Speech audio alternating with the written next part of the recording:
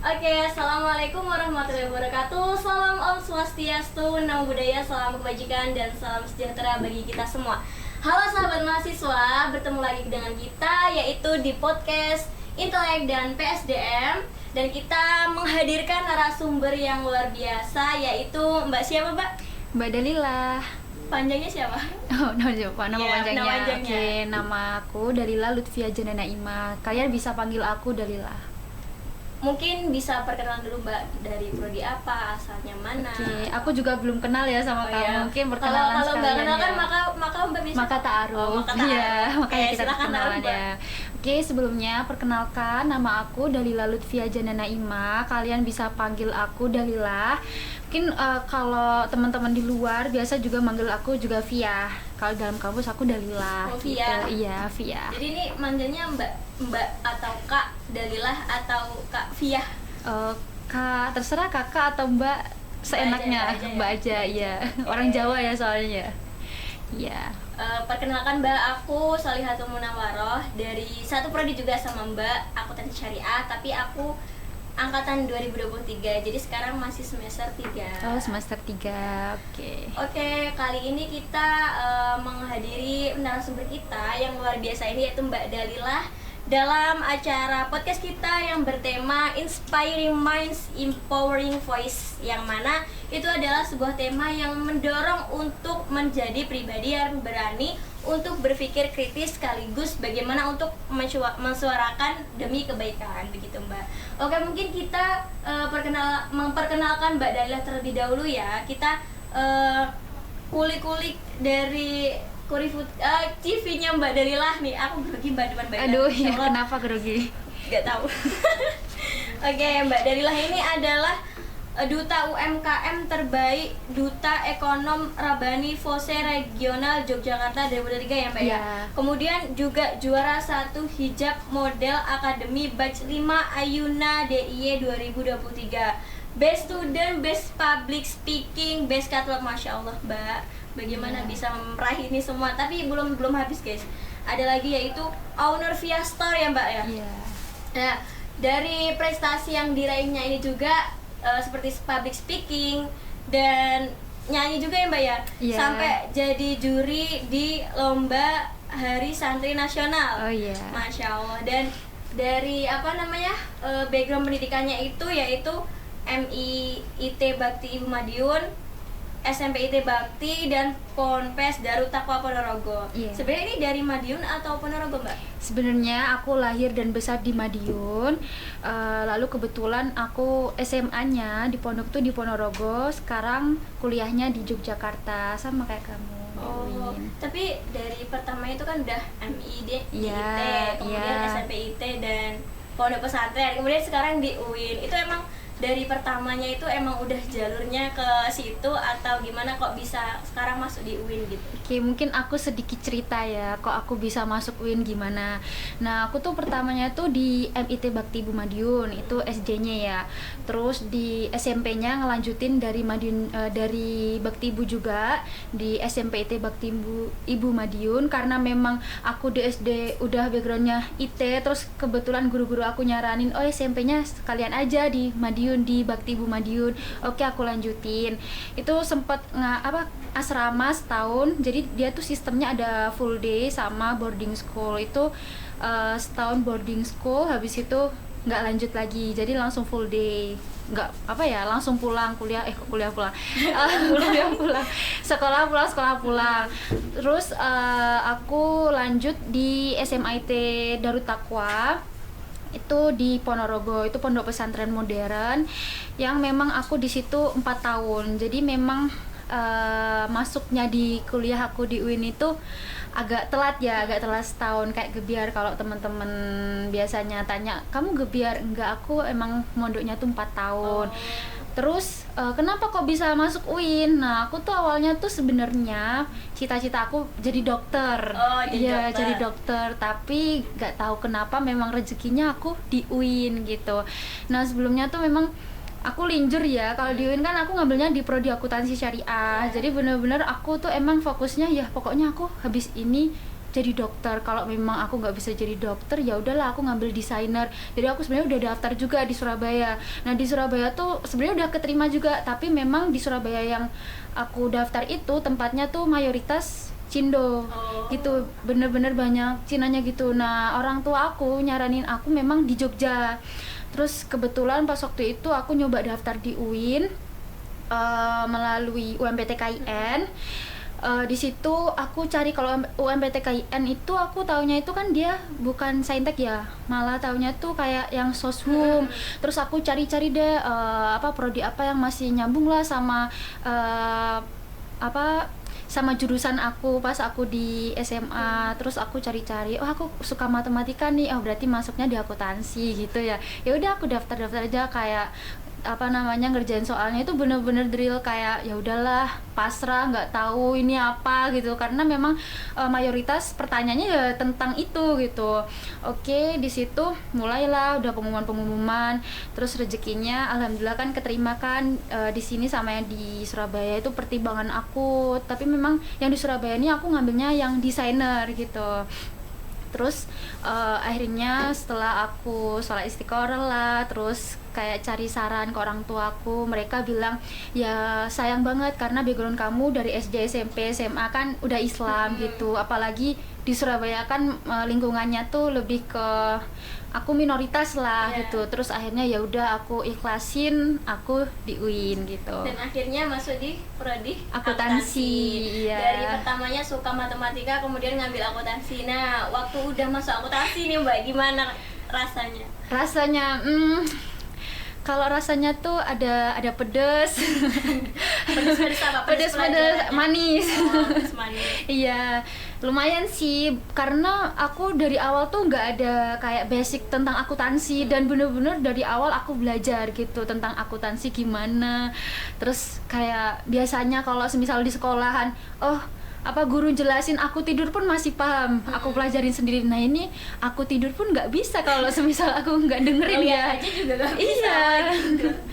Iya. Tapi di prodi akuntansi yang katanya pedes dan seperti itu Mbak masih bisa aktif gitu sampai masih jadi model, jadi duta, dan itu pun di luar kampus gitu. Gimana sih Mbak caranya biar kayak gitu, kayak bisa nyeimbangin gitu? Bisa nyeimbangin ya. Mungkin aku sedikit cerita lagi ya, kenapa kok semisal aku tahu-tahu jadi duta, jadi model. Sebenarnya itu nggak terfikirkan sama sekali di pikiran aku ya. Karena pas aku bilang ke orang tua aku manggilnya Umi ya, kalau teman-teman mungkin ibu atau mama gitu, aku bilangnya Umi.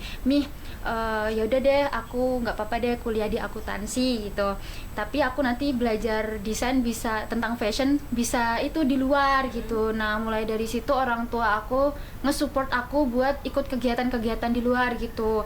Nah aku tuh di UIN sini kan kayak cari ibaratnya kayak cari jati diri lah, gimana sih biar aku suka sama prodiku, gimana sih caranya biar aku tuh agak-agak tahu lah tentang seputar ekonomi, tentang akuntansi yang notabene aku bener-bener nggak tahu tentang akuntansi.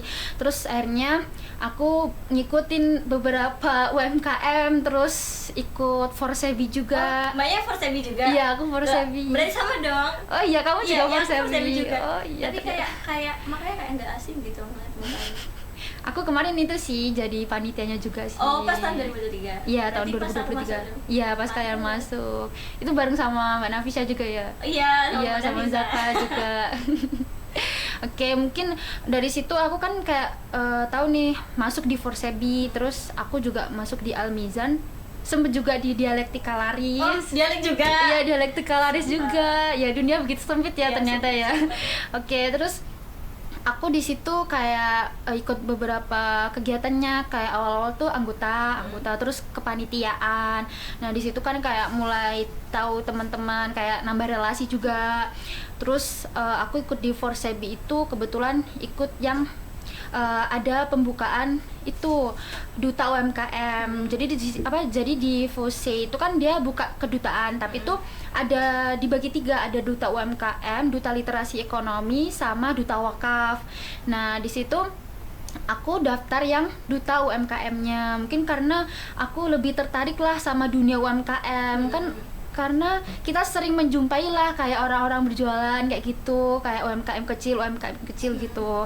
Nah mulai di situ aku mulai daftar lah duta UMKM gitu. Itu di duta UMKM sendiri itu ngapain Mbak? UMKM kan kayak kita bayangnya tuh kayak jualan kan, iya. jualan gitu. Oke, sebenarnya tuh pas aku daftar itu tuh kita juga mengikuti rangkaian-rangkaian yang duta lain gitu. Jadi kita juga ikut di wakafnya juga, kita belajar tentang wakaf. Jadi kita juga bisa daftar jadi kayak penyalur gitu. Habis itu kita juga belajar di OJK.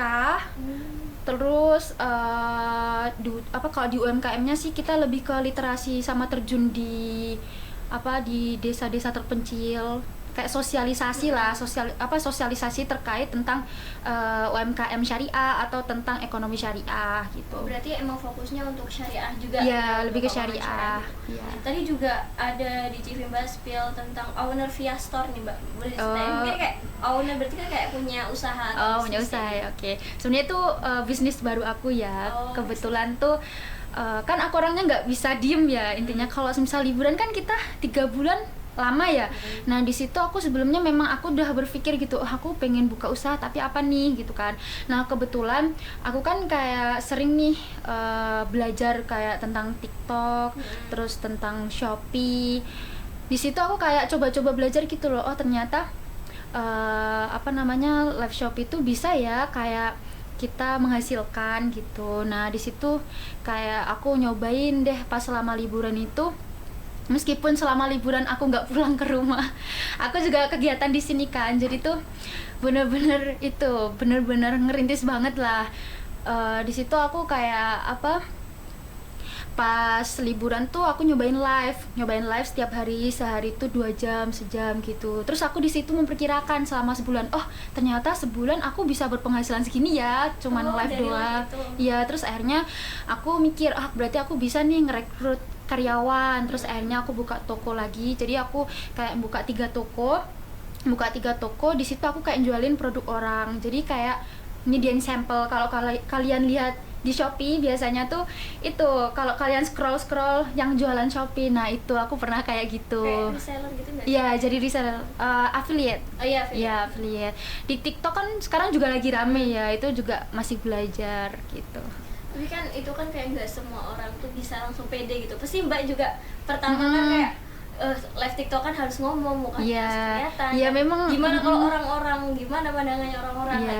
Mbak pertama kali live itu kayak gimana kayak pertama kali live sih aku awal-awal malu terus kayak pas ditanya Kak etalase nomor sekian gitu, aku bener-bener aduh ini gimana ya cara jelasinnya, ini Kak barangnya seperti ini, kayak kaku banget. Terus lama-lama 2 hari 3 hari lama-lama lancar karena memang udah kenal sama produk-produk yang aku mau kenalin. Jadi gitu.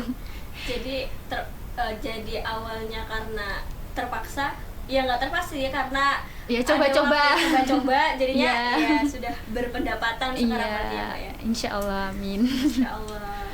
Masih mahasiswa udah dapet uang.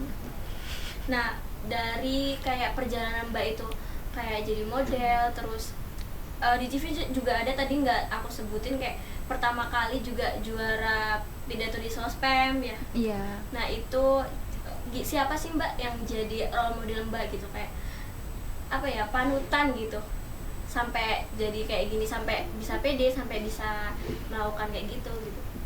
Role model aku sebenarnya banyak ya, karena di setiap aku belajar atau aku belajar di selama proses aku kayak semisal jadi model itu kan beda ya coachku.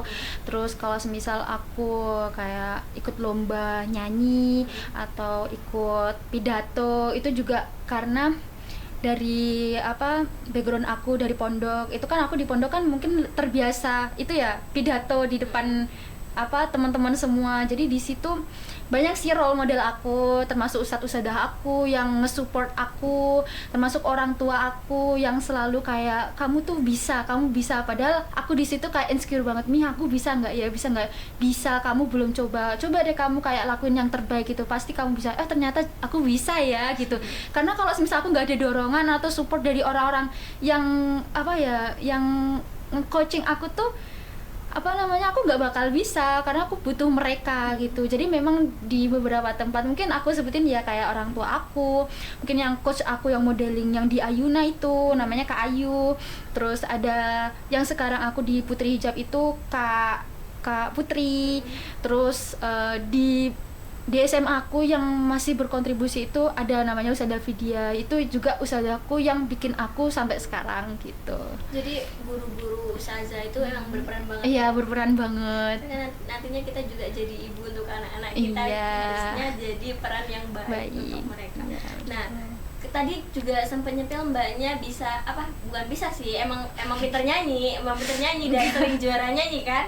Coba deh mbak, coba kayak nyanyi sedikit gitu. Nyanyi apa nih? Ada yang mau request? Nyanyi apa ya? Tapi aku sebenarnya nggak tahu lagu loh sebenarnya. Nyanyi apa ya guys? Mungkin ini sih ada lagu nih yang aku pernah lombain pas aku SMA, OSN kalau nggak salah ya, FSN gitu. Aku nyanyi sedikit ya. Jadi malu. Sedikit yang banyak. Sedikit aja. Yaudah, boleh. Sedikit tambah dikit. Aduh, lagu apa ya? Oke, aku malu banget deh ini. Ya Allah, kenapa malah biasanya juga lomba juga kan banyak orang nonton gitu. Karena lomba dan itu apa, karena tampil dipaksa ya udah ya. Ya dipaksa ya. Ayo dipaksa. Oke, aku nyanyi ya sedikit. Oke. Cindailah mana hendak berkias, jalinya lalu. Udah itu aja. Tepuk tangan dong guys. Nah kemudian mbak, pasti dalam apa namanya kayak jadi model, jadi duta itu kan banyak banget ya tantangannya. Yeah. Mungkin bisa cerita ini jatuh bangunnya untuk membangkit semua itu sampai udah jadi duta, sampai udah jadi model, sampai sekarang udah sepede kayak gini. Yeah. Itu gimana mbak? Sedikit lagi ya cerita tentang yang perjalanan banyak. aku. Yang banyak. Oke, sebelumnya ya aku kan memang ya dari SD, SMP, SMA, kuliah emang gak bisa diem ya orangnya, suka mencoba hal yang baru. Jadi tuh aku bener-bener gak relevan sih SD, SMP, SMA, kuliah, karena aku berpikir pokoknya besok-besok aku jadi orang yang lebih baik, udah gitu. Nah aku di SD tuh memang lebih aktif ke dunia yang non akademik, kayak atlet. Pasti kalian lihatnya aku kayak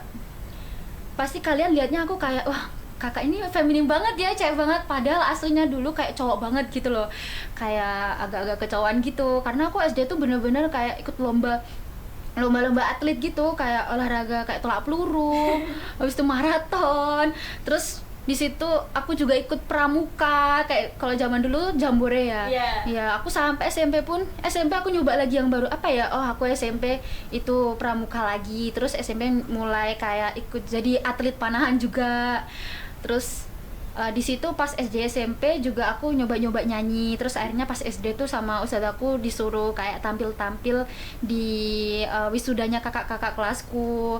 Terus pas SMP-nya itu juga ada beberapa event yang nyanyi aku disuruh tampil. Sebenarnya aku malah nggak suka lagu karena aku tuh dulu sering banget ya denger kakakku nyanyi itu, aku benci banget sama lagu. Kenapa? Karena berisik gitu loh, aku karena nggak suka lagu, nggak tahu lagu. Terus sukanya selawatan ya? Oh iya, itu karena ya taunya itu. Terus apa namanya, akhirnya aku coba apa sih yang apa bagus sama nyanyi itu, seseru apa sih, ternyata seru juga ya gitu. Terus SMA juga karena guruku tahu sama teman-temanku tahu dari SD SMP aku bisa nyanyi, aku SMA tuh sering diikutin lomba puisi, nyanyi gitu. Terus kayak ikut pidato juga. Terus kayak mulai ikut lomba yang akademik, karena aku mikir kalau semakin besar kayaknya ini nggak aku bawa sampai aku ke depannya lagi deh. Terus akhirnya aku nyoba yang akademik kayak olimpiade gitu. Terus sebenarnya tuh aku orangnya insecurean, maksudnya kayak nggak pedean gitu kan, kayak nggak bisa berani di depan kamera kayak gini tuh, sebenarnya nggak berani gitu. Masa, Mbak? Iya beneran, asli bener-bener kayak the real, aku tuh malu banget sampai foto tuh di depan di depan kamera tuh aku kasih stiker. Kalau teman-teman tahu ya, teman-teman maba apa yang dari awal sama aku tuh awal maba bener-bener pakai masker, terus sampai teman-teman hafal. Iya, sampai teman-teman tuh hafal. Dalilah nih dulu yang sering pakai masker gitu. Iya, Mbak. Iya. Terus sampai yang aku ikut organisasi pun yang sering kayak ketemu sama orang-orang sampai greget, kamu kenapa sih nggak lepas masker gitu? Nggak apa-apa, karena aku memang suka pakai masker. Sebenarnya aku tuh kenapa suka pakai masker itu karena memang aku tuh dari SD SMP tuh SMA aku tuh bener-bener kayak orang yang nggak pedean gitu, sering kayak nutup diri gitu, aslinya tuh introvert gitu. Terus pas aku mulai masuk kuliah, yang tadi aku sebutin itu gimana sih biar aku suka sama prodi akuntansi, gimana sih biar aku suka sama kuliah aku sekarang. Dan alhamdulillahnya mungkin emang rezekiku di Jogja ya, semua hal apapun yang aku ikutin kayak dimudahin gitu. Nah mulai dari situ aku belajar kayak dunia fashion, kenapa kok tahu-tahu jadi model, tahu-tahu kok jadi duta gitu. Nah awal mula tuh aku ikut modeling, aku cari-cari mana ya yang modeling tapi pakai hijab gitu. Aku kirain kan modeling tuh cuman foto kalau nggak cuman jalan gitu kan. Nah di situ ternyata banyak banget pelajaran yang aku ambil. Di situ aku kayak belajar ketemu sama orang-orang baru yang alhamdulillah tuh lingkunganku tuh yang dukung, support aku, bukan yang kayak ngejudge aku, kayak sering ngomongin aku gini A B C gitu. Enggak, ternyata tuh mereka lingkungannya tuh bener-bener yang nge-support aku buat berkembang gitu. Nah mulai dari situ alhamdulillahnya aku dapat best student, kayak winner gitu di modeling. Nah itu bener-bener awal mula aku kayak ternyata dunia fashion kayak gini ya. Yang aku lihat orang-orang di atas panggung jalan doang gitu, kok bisa cuman jalan doang kok bisa ya gitu kan. Maksudnya kan jalan doang kok orang di atas itu gitu loh. Maksudnya orang pasti mikir aku juga bisa kayak gitu. Ternyata tuh jadi maksudnya model tuh susah banget. Karena pertama orang yang nggak pedean kayak aku nih pasti kayak menguras energi banget, apalagi introvert ya. Terus yang kedua bener-bener sakit banget, pakai sepatu tinggi tuh sakit banget. Pertama kali pakai tuh sakit banget sampai mau nangis, ya Allah ini tuh gimana. Tapi coachku bilang kalian pokoknya harus tahan nangis gitu kan, harus tahan sakit gitu, karena emang harus dibiasakan gitu loh. Terus akhirnya di situ aku banyak belajar kayak ternyata lama-lama nggak sakit juga ya, karena sudah terbiasa sama rasa sakit itu. Terus dan alhamdulillahnya saat itu aku dapat kesempatan untuk menjadi yang terbaik gitu. Terus mulai dari sana banyak brand-brand kayak desainer ngelirik aku, jadi ditawarkan gitu loh, menawarkan, Kak bisa nggak jadi model baju ini baju itu. Terus mulai dari situ kayak ternyata itu ya bisa ya gitu. Terus lanjut dari situ aku ikut Putri Hijab Academy. Jadi Putri Hijab Academy itu kayak sekolahnya beauty pageant dari Putri Hijab daerah istimewa Yogyakarta, Putri Hijab Influencer gitu. Nah sebelumnya tuh aku masuk tuh nggak paham beauty pageant tuh apa kan, beauty pageant tuh apa. Ternyata pas udah masuk ternyata beauty pageant tuh kayak Putri Indonesia, Miss Indonesia, mungkin yang sekarang lagi ramai kayak Miss Cosmo, tau gak? Ya supranasional yang Indonesia menang kemarin gitu ya.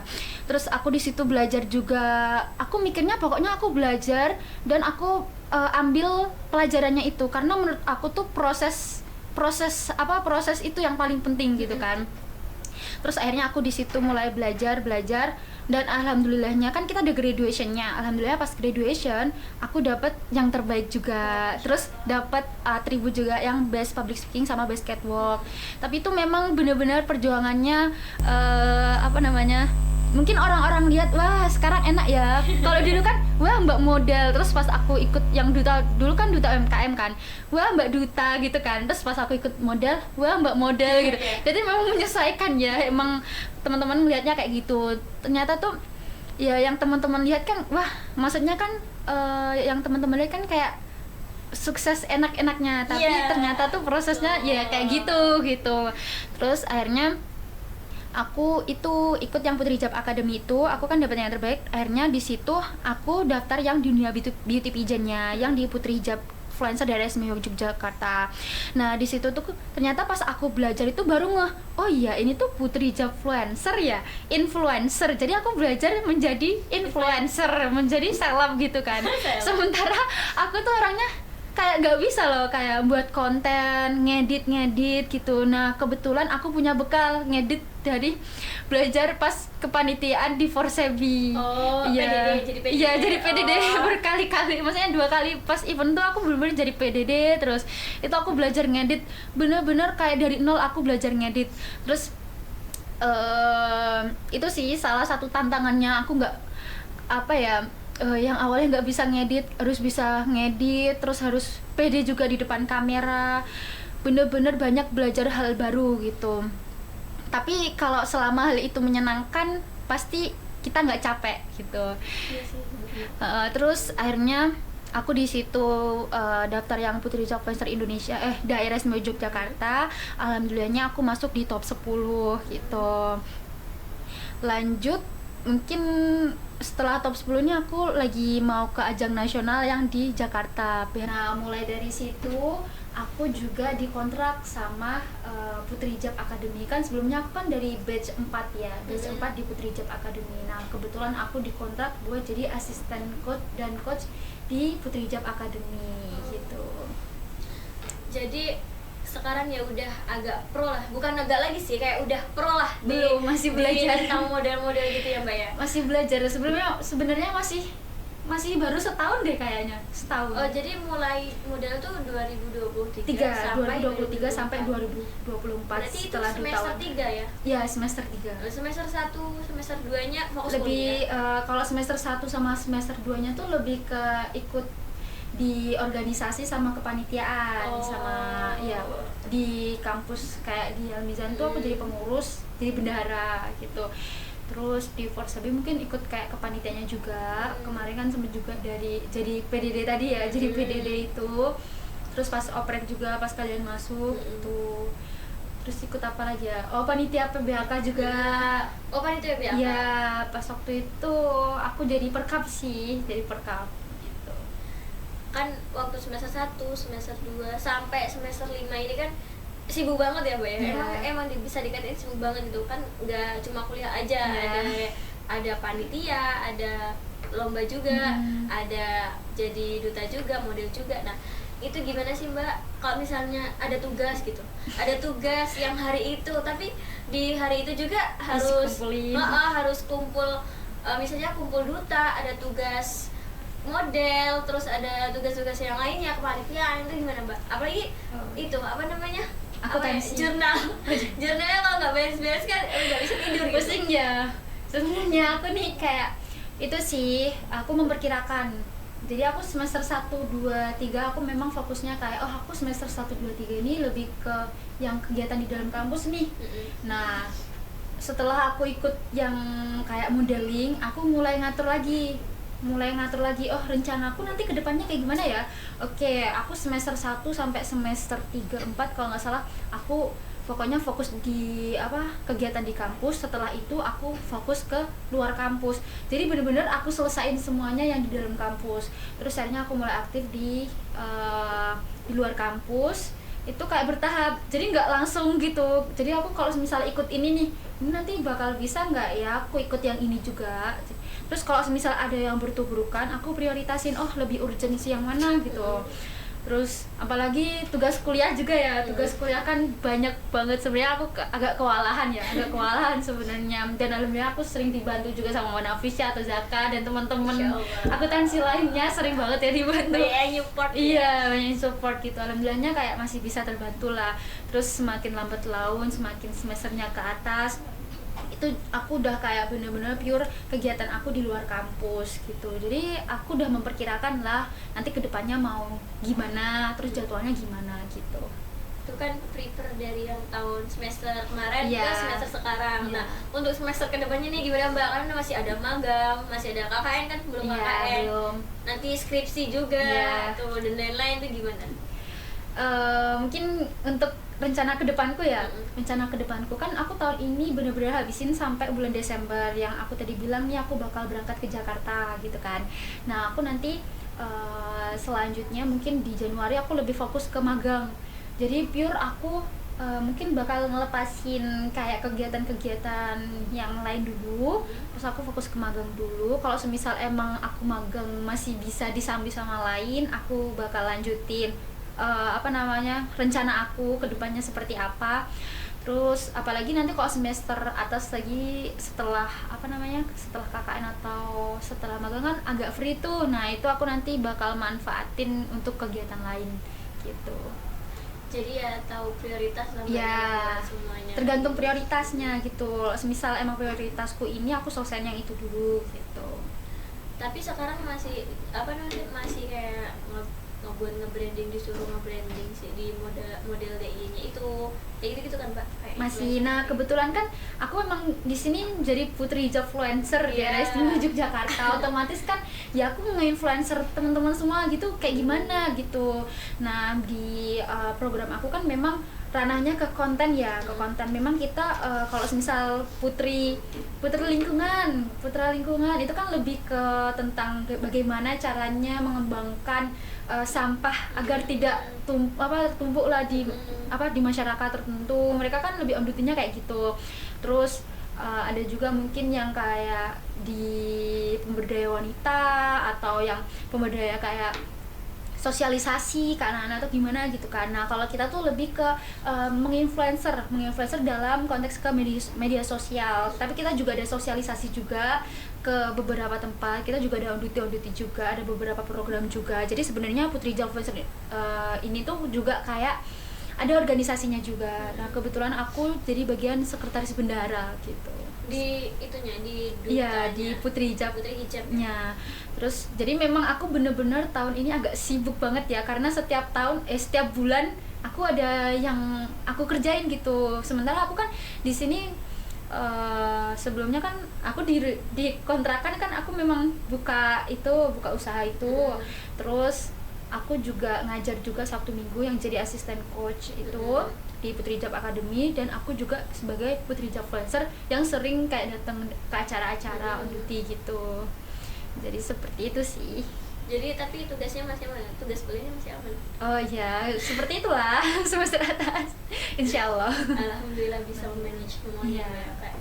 Ya kayaknya emang semuanya itu harus dimulai dari memaksakan diri. Iya, memaksakan diri, coba-coba. Sebenarnya kan kayak sesuatu hal yang dipaksa itu kan memang yang terbaik buat kita ya.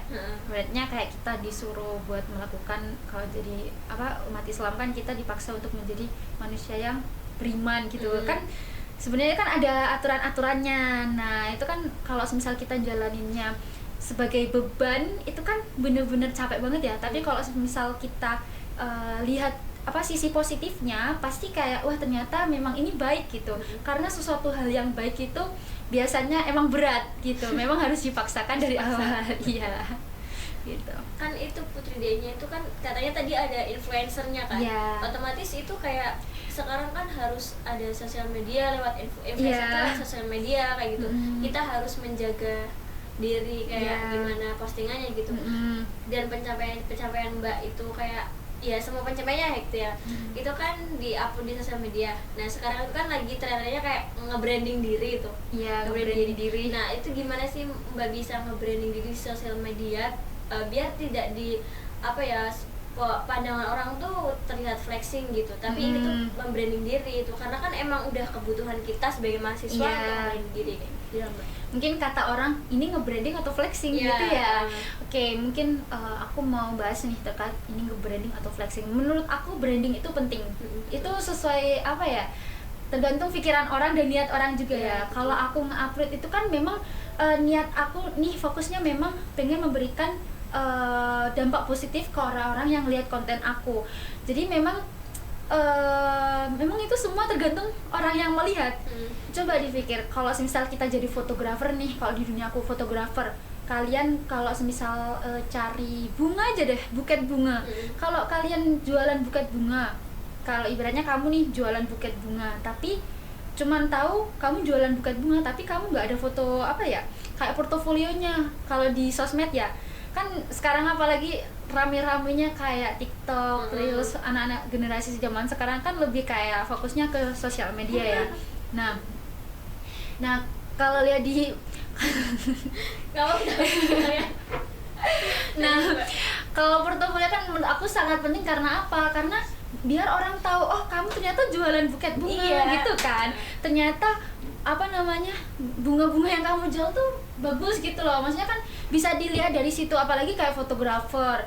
Ibaratnya kalau orang mau cari fotografer buat kayak nikahan atau mau buat apa wisuda, kan kita biasanya butuhin, apalagi kayak kebaya gitu, kita lihat ini fotografer bagus nggak ya, terus kita klik kan tuh IG, ternyata bagus juga ya, karena itu udah portofolio sama brandingnya mereka. Jadi menurut aku branding itu ya apa namanya penting, karena ya apalagi kita sebagai mahasiswa tergantung kan zaman sekarang kita bisa lah kayak nge-branding di LinkedIn, itu menurut aku penting banget sih, karena itu juga bisa bermanfaat di kemudian hari. Apalagi kalau semisal kamu di dunia kayak influencer atau di dunia yang kayak kamu ibaratnya bisnis, itu menurut aku penting banget gitu. Apalagi juga nantinya kan kita habis kuliah ini pasti terjun di lapangan pekerjaan ya, kayak ngelihat sosmed kita sebelumnya gimana, nggak tahu kayak lihat track record ini bagus nggak ya, oh ternyata biasanya tuh orang malah lihat nge-branding, padahal tuh ada ya orang yang dia tuh biasa aja tapi brandingnya bagus, ada yang dia tuh pinter banget tapi brandingnya tuh nggak ada. Nah dia malah ngelihat, wah ini orang biasanya kan kayak nggak tahu ya yang ngelihat portofolio kita siapa ya, karena bakal siapa aja gitu, terus dia ngelihat wah ini bagus banget ya, berarti nih dia kayaknya bisa nih, kayak semisal kita di bidang keuangan atau akuntansi, karena dia tuh ternyata mahasiswa yang aktif lah ibaratnya di kampus gitu. Lah kalau semisal kalian ada yang aktif tapi kurang branding, menurut aku ya kayak mikir, ini sebenarnya dia katanya pintar tapi kok nggak ada branding ya gitu, mana ya buktinya, pasti kita cari buktinya kan. Nah ibaratnya kamu kayak semisal mau ngerekrut orang jadi karyawan kamu gitu, pasti kamu juga lihat portofolio CV lah ibaratnya kayak gitu.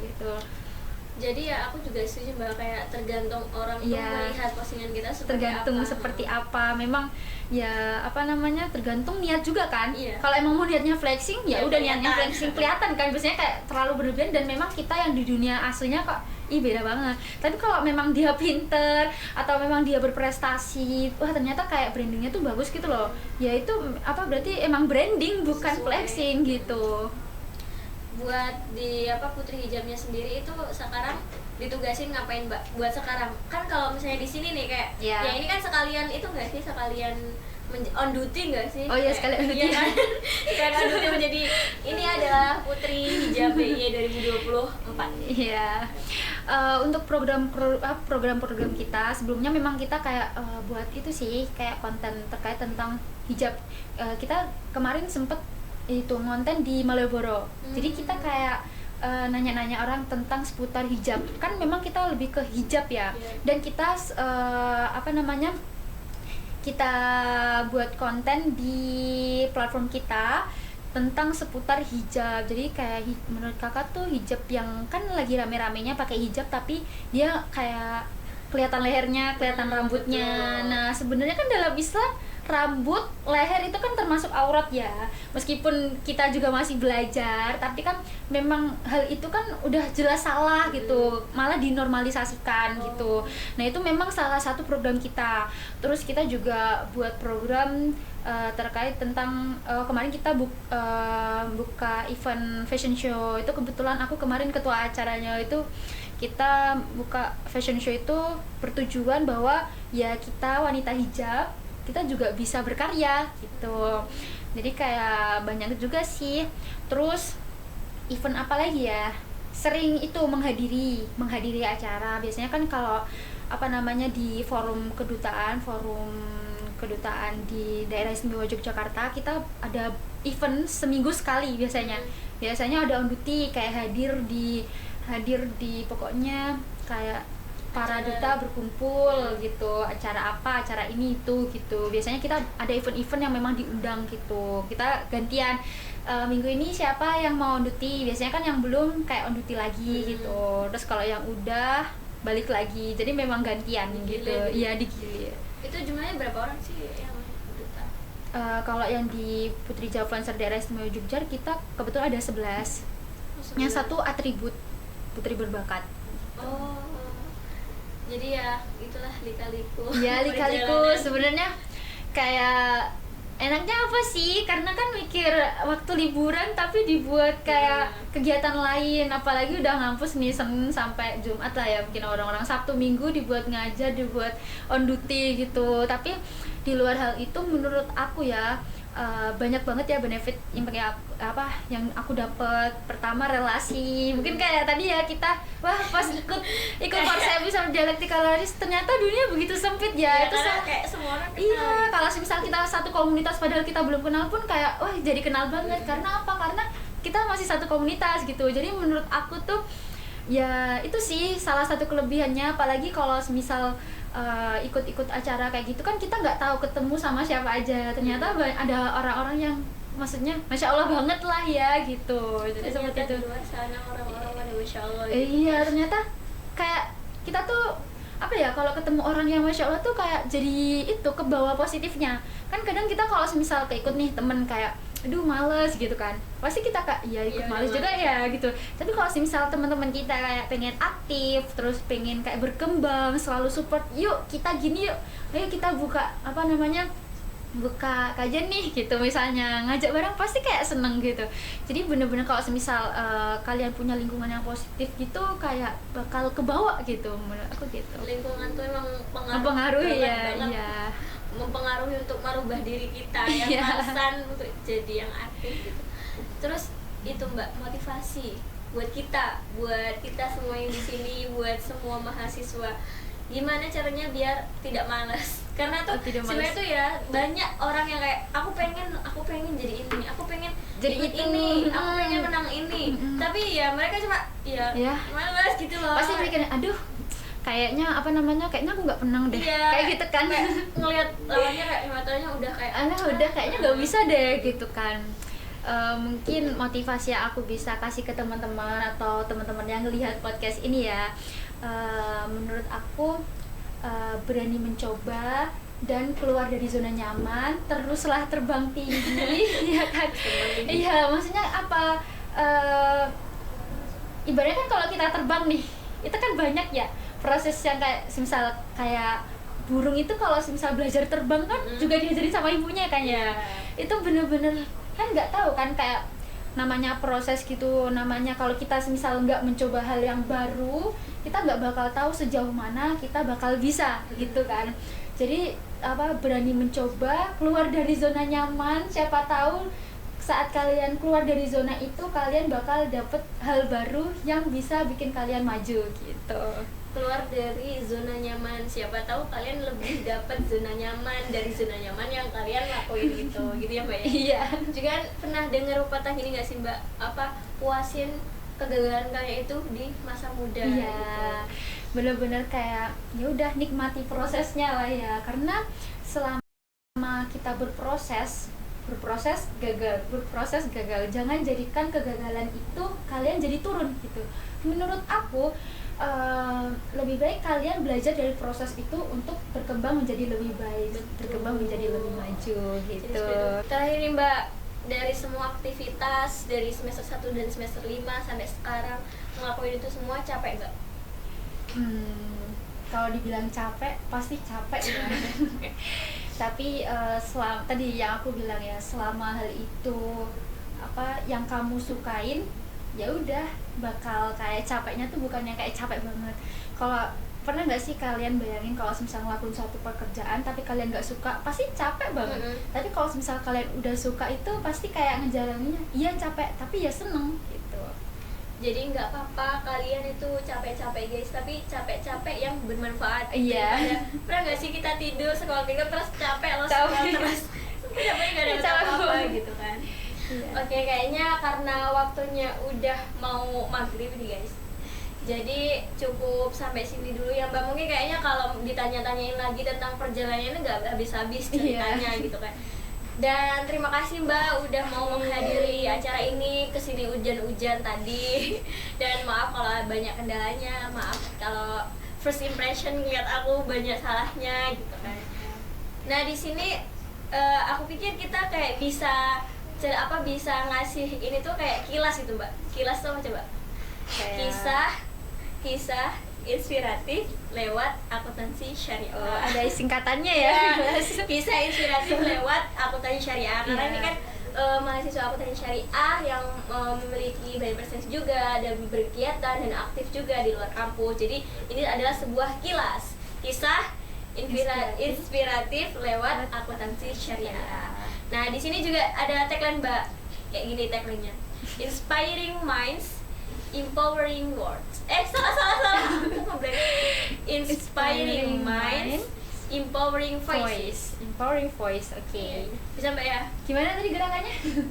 Inspiring minds, empowering voice. Oke. Tagline-nya apa ya? Tagline-nya tagline-nya HMPS AKS gitu ya? Oke. HMPS AKS. Oke. 1, 2, 3. HMPS AKS inspiring.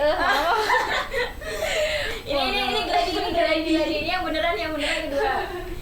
Oke, 1, 2, 3. HMPS Akuntansi Syariah Inspiring Minds, Empowering Voices. Dadah. Sekian dari kami Intelek dan PSDM. Terakhir, wassalamualaikum warahmatullahi wabarakatuh. Dadah.